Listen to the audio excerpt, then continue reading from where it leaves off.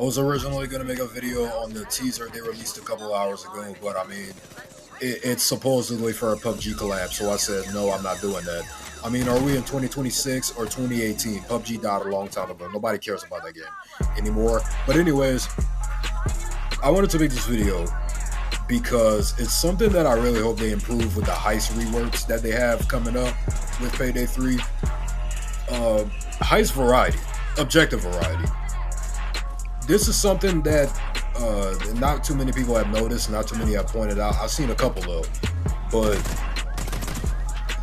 a big problem with Payday 3's heist is the fact that there's not really any variety in terms of the stuff that you're actually doing during the heist.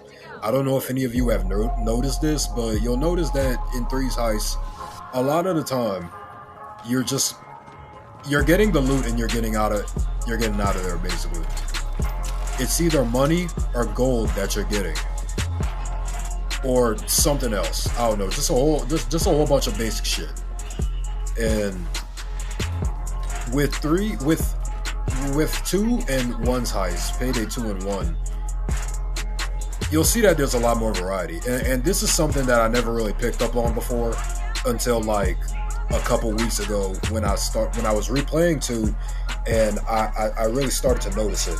And the variety is not entirely about if we're stealing something or if we're doing something else.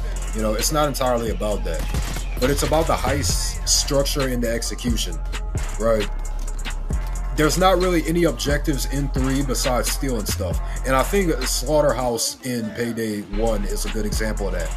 Slaughterhouse, it seems like a typical mission, right? You're getting the gold out of the van, the truck thing that they had in that mission. But the difference is that heist doesn't end when you get all of the loot. It ends after you escape. Now, in Payday 3, like I said, a lot of the heists have a similar structure where you just do the objectives and you haul the loot out and escape. But Slaughterhouse, it's like getting the loot is it's the first objective, right? Then you need to set up the traps, right? It's not just one objective. You complete the first one, then you need to set up the traps. You need to move the containers with a crane, and then you have to set something on fire. I don't remember what it was, but I just know you have to set something on fire. So that's like 3 or 4 separate objectives that you have to do after you get the loot out. And the diamond heist is another example of that, because just like Slaughterhouse, it might sound very straightforward on paper, but there's always a chance that something can go wrong, and that's something that 3 doesn't really have. You'll notice that in Payday 2 and 1, it's like something would go wrong during the heist, right? There are times when something will fuck up, and then you'd have to improvise, if you really want to call it that. You would have to improvise. Like in Slaughterhouse, that was basically an example of improvising. Something will fuck up, you'd have to use the crane, bunch of other stuff. And in the diamond heist, again, it sounds straightforward on paper, but something would go wrong, so you'd have to improvise mid-heist. 3 doesn't have those moments. The only time I could think of a time when, the only time when Payday 3 has those heists is whenever, which heist? I think maybe No Rest for the Wicked, Fear and Greed, maybe, if you really want to call them improvising. Fear and Greed. What's another one? Shit, I can't really remember. Yeah, I can't really remember, but I know there's maybe like 1 or 2 others where you have to. I think First World Bank is another one, but I mean that's just a copy and paste heist from 2, which was also a copy and paste from 1, which is where the heist originated. So I don't really know if you can count it as that, but you get the point. Payday 3, it doesn't really have those moments to build tension. Those moments would build tension, but 3 doesn't have that.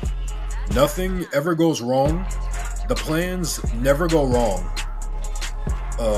You never have to improvise. You never have to do none of that.